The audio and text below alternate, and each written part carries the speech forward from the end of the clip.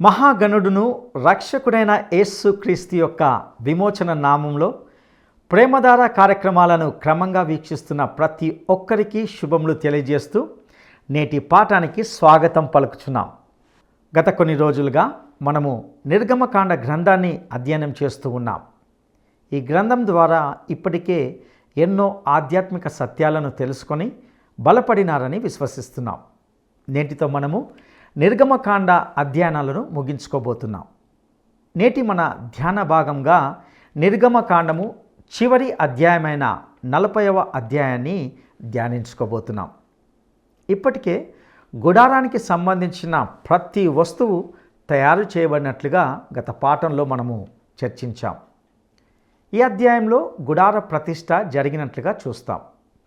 గుడారంలో ప్రతి వస్తువు, గుడారము, యాజకులు ప్రతిష్ఠించబడడాన్ని ఇందులో గమనిస్తాం. గుడారంలో అత్యంత ప్రాముఖ్యమైనది మందసం. ఇది దేవుని సన్నిధిని సూచిస్తున్నది. దేవుడు మోషేకు ఆజ్ఞాపించినట్లుగా అక్షరాల ప్రతిదీ అలాగే జరిగినట్లుగా చూస్తాం. ఈ గుడారము దేవుని నివాస స్థలంగా మనము గ్రహిస్తాం. ఇందులో ఆయన సన్నిధి మేఘస్తంభంగా, అగ్నిస్తంభంగా ఉండి ఇశ్రాయేలీయులను ముందుకు నడిపించినట్లుగా ఇందులో గమనిస్తాం. ఇందులోని మరికొన్ని శ్రేష్టమైన ఆధ్యాత్మిక విషయాలను నేటి పాఠంలో తెలుసుకుందామా? క్రీస్తునందు ప్రియ సోదరీ సోదరులారా, బాగున్నారా? ఈరోజు బైబిల్ పాఠానికి సిద్ధంగా ఉన్నారా? దేవుని కృపకు మన హృదయ స్పందన ప్రేమ. మన హృదయములో నుంచి స్తుతి వెల్లువై పారుతోంది, ప్రవహిస్తోంది. రండి సోదరుడా, సోదరి, ఇది నిర్గమకాండం 40వ అధ్యాయం. ఇందులో గుడార ప్రతిష్ఠ జరిగింది. గుడారములోని వస్తు సముదాయాన్ని ప్రతిష్ఠించారు. గుడారాన్ని అభిషేకించారు. యాజకులను సేవార్థమై ప్రత్యేకించారు. గుడార నిర్మాణం ముగిసింది. గుడారమంతటిలో ప్రాముఖ్యమైన వస్తువు మందసం. ఇప్పుడు వివరాలు వినండి. నిర్గమకాండం 40వ అధ్యాయం. యెహోవా మోషేతో అన్నాడు, మొదటి నెలలో మొదటి దినమున నీవు ప్రత్యక్షపు గుడారపు మందిరమును నిలువబెట్టాలి. అక్కడ నీవు సాక్ష్యపు మందసమును నిలిపి ఆ మందసమును అడ్డు తెరతో కప్పాలి. నీవు బల్లను లోపలికి తెచ్చి దానిమీద క్రమముగా ఉంచవలసిన వాటిని ఉంచి దీపవృక్షమును లోపలికి తెచ్చి దాని ప్రదీపాలను వెలిగించాలి. సాక్ష్యపు మందసము ఎదుట ధూపము వేసే బంగారు వేదికను ఉంచి మందిర ద్వారానికి తెరను తగిలించాలి. ప్రత్యక్షపు గుడారపు మందిర ద్వారమునెదుట దహన బలిపీఠమును ఉంచాలి. ప్రత్యక్షపు గుడారమునకు బలిపీఠమునకు మధ్య గంగాళమును ఉంచి దానిలో నీళ్లు నింపాలి. తెరల చుట్టూ ఆవరణమును నిలువబెట్టి ఆవరణ ద్వారము యొక్క తెరను తగిలించాలి. సోదరుడా, సోదరి, ఈ అధ్యాయంలో గుడారం దైవారాధనకై ప్రతిష్ఠించబడబోతున్నది. ఇందులోని వస్తువులన్నీ ఒక జాబితాగా మరల చెప్పబడినవి. యాజకుల వస్త్రాలను గురించి మరల పేర్కొనబడింది. ఇది గుడార ప్రతిష్టాపన మహోత్సవం, గంభీరమైన కార్యక్రమం. తలుచుకుంటే మన హృదయాలు గగుర్పాటు చెందుతాయి. యెహోవా మోషేతో అన్నాడు, నీవు అభిషేక తైలమును తీసుకొని మందిరానికి దానిలోని సమస్తానికి అభిషేకము చేసి దాని ఉపకరణములన్నిటినీ ప్రతిష్ఠించాలి. అప్పుడు అది పరిశుద్ధమవుతుంది. దహన బలిపీఠానికి అభిషేకము చేసి ఆ పీఠాన్ని ప్రతిష్ఠించాలి. అప్పుడు ఆ పీఠము అతి పరిశుద్ధమవుతుంది. ఆ గంగాళానికి దాని పీఠకు అభిషేకము చేసి దానిని ప్రతిష్ఠించాలి. నీవు అహరోనును అతని కుమారులను ప్రత్యక్షపు గుడారము యొక్క ద్వారమునొద్దకు తోడుకొని వచ్చి వారికి నీళ్లతో స్నానము చేయించి, అహరోను నాకు యాజకుడగునట్లు అతనికి ప్రతిష్ఠిత వస్త్రాలను ధరింపచేసి అతనికి అభిషేకము చేసి అతణ్ణి ప్రతిష్ఠించాలి. నీవు అతని కుమారులను తోడుకొని వచ్చి వారికి చొక్కాలను తొడిగించి వారు నాకు యాజకులగునట్లు నీవు వారి తండ్రికి అభిషేకము చేసినట్లు వారికి అభిషేకం చేయాలి. వారి అభిషేకము తరతరాలకు వారికి నిత్యమైన యాజకత్వ సూచనగా ఉంటుంది. మోషే ఆ ప్రకారమే చేశాడు. యెహోవా అతనికి ఆజ్ఞాపించిన వాటినన్నిటినీ చేశాడు. అలాగే చేశాడు. గుడారమును ఎలా నిర్మించాలో అదంతా యెహోవా మోషేకు చెబుతూ చూపుతూ వచ్చాడు. దేవుడు మహాకృపచేత మానవులను తన సంకల్ప స్థితికి సాధనములుగా వాడుకుంటున్నాడు. మనము ఊరికే కూర్చుండి చూడటం కాదు. దేవుడు పనిచేస్తుంటే ఆ పనిలో నీకు నాకు భాగమున్నది. మనమంతా దేవుని జతపనివారం. ఈ విషయాన్ని మనము ఎన్నడూ మరచిపోకూడదు. 2వ సంవత్సరం మొదటి నెలలో మొదటి దినమున మందిరము నిలువబెట్టబడింది. యెహోవా మోషేకు ఆజ్ఞాపించినట్లు మోషే మందిరమును నిలువబెట్టి దాని దిమ్మెలను వేసి దాని పలకలను నిలువబెట్టి దాని పెండె బద్దలను జొనిపి దాని స్తంభములను నిలువబెట్టి మందిరము మీద గుడారమును పరచి దానిపైని గుడారపు కప్పును వేశాడు. యెహోవా మోషేకు ఆజ్ఞాపించినట్లు అతడు శాసనములను తీసుకొని మందసములో ఉంచి మందసమునకు మోతకర్రలను దూర్చి దానిమీద కరుణాపీఠాన్ని ఉంచాడు. మందిరములోనికి మందసమును తెచ్చి కప్పు తెరను వేసి సాక్ష్యపు మందసాన్ని కప్పాడు. యెహోవా మోషేకు ఆజ్ఞాపించినట్లు అతడు ప్రత్యక్షపు గుడారములో మందిరము యొక్క ఉత్తర దిక్కున అడ్డు తెరకు వెలుపల బల్లను ఉంచి యెహోవా సన్నిధిలో దానిమీద రొట్టెలను క్రమముగా ఉంచాడు. యెహోవా మోషేకు ఆజ్ఞాపించినట్లు అతడు ప్రత్యక్షపు గుడారములో మందిరానికి దక్షిణ దిక్కున దీపవృక్షాన్ని ఉంచి యెహోవా సన్నిధిలో ప్రదీపాలను వెలిగించాడు. యెహోవా మోషేకు ఆజ్ఞాపించినట్లు అతడు ప్రత్యక్షపు గుడారపు అడ్డుతెర ఎదట బంగారు ధూపవేదికను ఉంచి దానిమీద పరిమళ ద్రవ్యాలను ధూపం వేశాడు. యెహోవా మోషేకు ఆజ్ఞాపించినట్లు అతడు మందిర ద్వారానికి తెరను వేశాడు. అతడు ప్రత్యక్షపు గుడారపు మందిరపు ద్వారమునొద్ద దహన బలిపీఠాన్ని ఉంచి దానిమీద దహనబలి అర్పించి నైవేద్యాన్ని సమర్పించాడు. యెహోవా మోషేకు ఆజ్ఞాపించినట్లు అతడు ప్రత్యక్షపు గుడారమునకు బలిపీఠమునకు మధ్య గంగాళాన్ని ఉంచి ప్రక్షాళన కోసం దానిలో నీళ్లు పోశాడు. దాని వద్ద మోషే, అహరోను అతని కుమారులు తమ చేతులను కాళ్లను కడుక్కున్నారు. వారు ప్రత్యక్షపు గుడారములోనికి వెళ్ళేటప్పుడు బలిపీఠాన్ని సమీపించేటప్పుడు కడుక్కున్నారు. అతడు మందిరానికి బలిపీఠానికి చుట్టూ ఆవరణము ఏర్పరచి ఆవరణపు ద్వారపు తెరను చేశాడు. ఈ విధంగా మోషే పని సంపూర్తి చేశాడు. గమనించండి, ఈ అధ్యాయంలో యెహోవా మోషేకు ఆజ్ఞాపించినట్లు అనే మాట పదే పదే వినవస్తోంది. దేవుడు మోషేకు ఆజ్ఞాపించినట్లే జరిగింది. దేవుడు చెప్పినట్లే తూచా తప్పకుండా మోషే చేశాడు. గలిలయలోని కానా అనే ఊరిలో మరియమ్మ పెండ్లి సందర్భంలో అన్నది, ఆయన చెప్పినట్లే చేయండి. మోషే దేవునికి ఎంతో విధేయుడు. విధేయతను మించిన సుగుణం మరొకటి లేదు. యేసు చెప్పినట్లు చేసేవారు ఈ రోజున ఎక్కువ మంది లేరేమో అనిపిస్తోంది. పరిశుద్ధాత్మ యేసు చెప్పినట్లు చేసేవారినే నింపుతాడు. గుడారములో ఎన్నెన్నో బాధ్యతలు ఉంటాయి. అట్టి బాధ్యతలను నిజాయితీగా నిర్వర్తించే పనివారు కావాలి. ఈ రోజున దేవుని గుడారము దేవుని సంఘమే. సంఘంలో ప్రతి చిన్న పని ఎంతో ముఖ్యమైనది. ఒక ఇంటిని ప్రతిరోజు శుభ్రంగా ఉంచితేనే కాని ఆ ఇల్లు ఆకర్షణీయంగా ఉండదు. దేవుని ఇంటిలో పని అంతా ఆధ్యాత్మికమే. బోధించడమే కాదు, ప్రార్థన మందిరంలో నేల ఊడవటం కూడా ముఖ్యమైన పనే. సంఘ సేవలో నీవు ఏ పని చేసినా సేవకుడవే. సంఘ బాధ్యతను సంఘస్థులందరూ నిజాయితీగా పాటించాలి, నిర్వహించాలి. అప్పుడు మేఘము ప్రత్యక్షపు గుడారమును కమ్మగా యెహోవా తేజస్సు మందిరాన్ని నింపింది. ఆ మేఘము మందిరము మీద నిలుచుట చేత మందిరము యెహోవా తేజస్సుతో నిండిపోయింది. గనుక మోషే ప్రత్యక్షపు గుడారములోనికి వెళ్ళలేకపోయాడు. మేఘం మందిరము మీద నుండి పైకి వెళ్ళేటప్పుడెల్లా ఇశ్రాయేలీయులు ప్రయాణమైపోయేవారు. ఇదే వారి ప్రయాణ పద్ధతి. ఆ మేఘము పైకి వెళ్ళని ఎడల అది వెళ్ళే దినము వరకు వారు ప్రయాణము చెయ్యలేదు. ఇశ్రాయేలీయులందరి కన్నుల ఎదుట పగటివేళ యెహోవా మేఘము మందిరము మీద ఉన్నది, రాత్రివేళ అగ్ని దానిమీద ఉన్నది.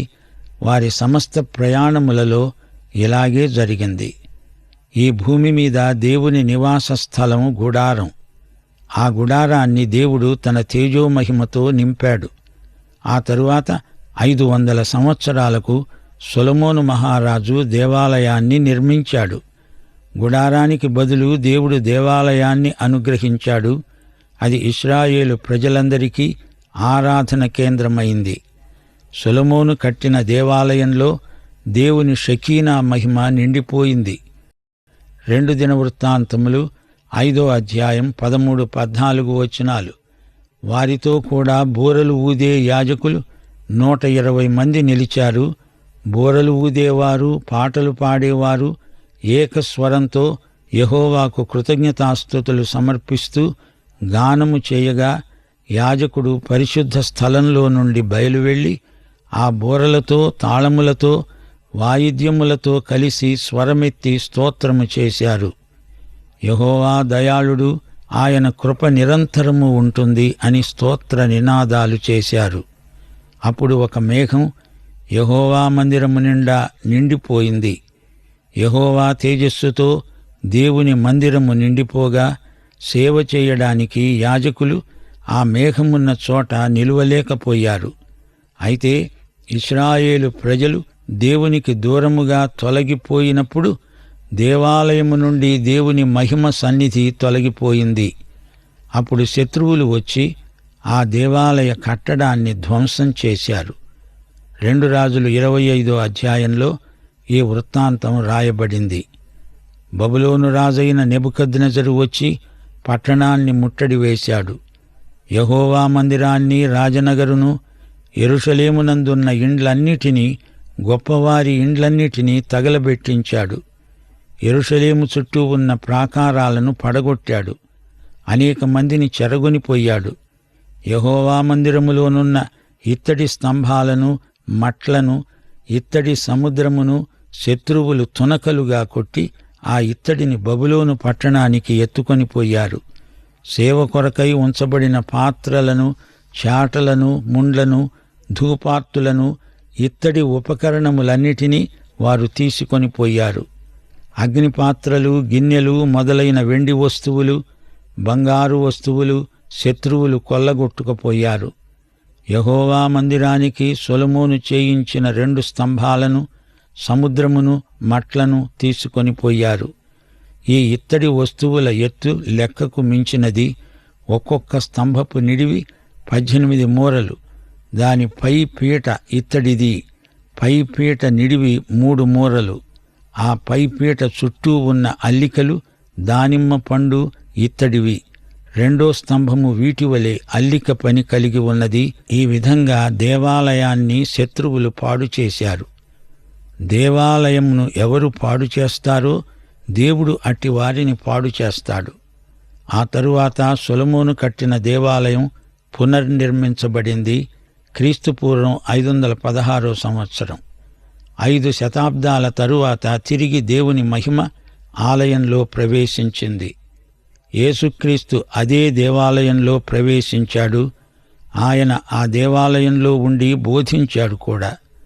అయితే ఆయన సిలువ వేయబడినప్పుడు దేవుని మహిమ ఆ దేవాలయాన్ని విడిచిపోయింది. యేసు ప్రభు అన్నాడు, ఈ దేవాలయాన్ని పడగొట్టండి, 3 రోజుల్లో దాన్ని లేపుతాను. అయితే యేసు చెప్పిన దేవాలయం తానే. ఆయన మృత్యుంజయుడై లేచిన తరువాత భౌతికమైన దేవాలయపు కట్టడం దేవునికి అనవసరం అనిపించింది. ఈ రోజున దేవుని ఆలయం యేసు ప్రభువు శరీరమైన సంఘమే. ఇశ్రాయేలీయులు ఒకప్పుడు ఈజిప్టు దేశంలో బానిసలు. వారు ఇటుకలు చేసేవారు. కాని ఇప్పుడు వారు మహిమ మేఘమును అనుసరించి నడుస్తున్నారు. అగ్నిస్తంభం వారిని నడిపిస్తున్నది. దారి పొడుగున వారు సాక్ష్యపు గుడారాన్ని మోసుకు వెళ్తున్నారు. నిర్గమకాండం ఆరంభంలో నిరాశ కనిపించింది. ముగింపులో మహిమ దర్శనం. అలాగే క్రైస్తవ విశ్వాసుల యాత్ర కూడా ప్రారంభంలో నిరాశ, రాను రాను ఆశాభావం వృద్ధి అవుతుంది. ఒకప్పుడు మనం పాపానికి బానిసలం. దేవుడు మనల్ని విమోచించాడు. మన యాత్ర ముగింపు ఆనందభరితమైనది. దేవునితో సదాకాలము ఉండబోతాము. అరణ్య ప్రయాణంలో ఇశ్రాయేలీయులు ఎన్నెన్నో జీవిత పాఠాలు నేర్చుకున్నారు. అవే పాఠాలు ఈ రోజున మనకు మన విశ్వాసయాత్రలో ఎంతో ఉపకరిస్తున్నాయి. ఇది నిర్గమకాండంలోని చివరి అధ్యాయం. ఈ అధ్యాయంలో మనము మరువకూడని కొన్ని సత్యాలున్నాయి. అపొస్తలుడైన పౌలు రోమాపత్రికలో ఇశ్రాయేలీయులను ఉద్దేశించి 9వ అధ్యాయం 4వ వచనంలో అన్నాడు, వీరు ఇశ్రాయేలీయులు దత్తపుత్రత్వమును మహిమయు నిబంధనలను ధర్మశాస్త్ర ప్రదానమును అర్చనాచారాదులను వాగ్దానములను వీరివి. పితరులు వీరివారు. శరీరమును బట్టి క్రీస్తు వీరిలో పుట్టాడు. ఈయన సర్వాధికారి అయిన దేవుడై ఉండి నిరంతరము స్తోత్రార్హుడై ఉన్నాడు. ఆమేన్. ఇశ్రాయేలీయుల ప్రత్యేకత గమనించదగింది. వీరికి మహిమ ఉన్నది. లోకములో అనేక జాతులున్నాయి. వాటన్నిటిలో ఇశ్రాయేలు జాతి ఒక్కటే ప్రత్యేకించబడింది. వీరికే యెహోవా మహిమ అనుగ్రహించబడింది. అనగా దృశ్యమానమైన దేవుని మహిమ వీరికే ఇయ్యబడింది. భయంకరమైన అరణ్యములో గుండా ప్రయాణం చేస్తున్న వీరికి దేవుని షకీనా మహిమ దారి చూపింది. మహిమ మేఘం కదలగానే వీరు కదిలారు. అది ఆగిన చోట వీరు ఆగారు. ప్రయాణంలో వారికి స్వంత ఏర్పాట్లేమీ లేవు. మేఘము నడిపించినట్లు నడవాల్సిందే. ఈ రోజున క్రైస్తవ సంఘాలలో అందరూ చెప్పుకుంటారు, యేసుక్రీస్తే సంఘానికి శిరస్సు. ఈ మాట నిజమేనా? ఆయనే శిరస్సా? మనం ఎలాంటి తీర్మానాలు చేస్తున్నాము? దేవుని ఆత్మ నడుపుదల ఉన్నదా? అనేకులు దైవ సేవకుల వద్దకు వచ్చి సలహాలు అడుగుతారు. ఏమి చెయ్యాలో తోచక నడుపుదల కోసమై వారిని వీరిని సలహా అడుగుతూ ఉంటారు. కుటుంబ విషయంలో కూడా సరైన తీర్మానాలు చేసుకోలేక తికమక పడతారు. సోదరీ సోదరులారా, వింటున్నారా? ఈ రోజున కూడా మనలను నడిపించడానికి దేవుని మహిమ మేఘం ముందు నడుస్తున్నది. ప్రియ శ్రోతలు, ఇలాంటి అనుభవం మీకుందా?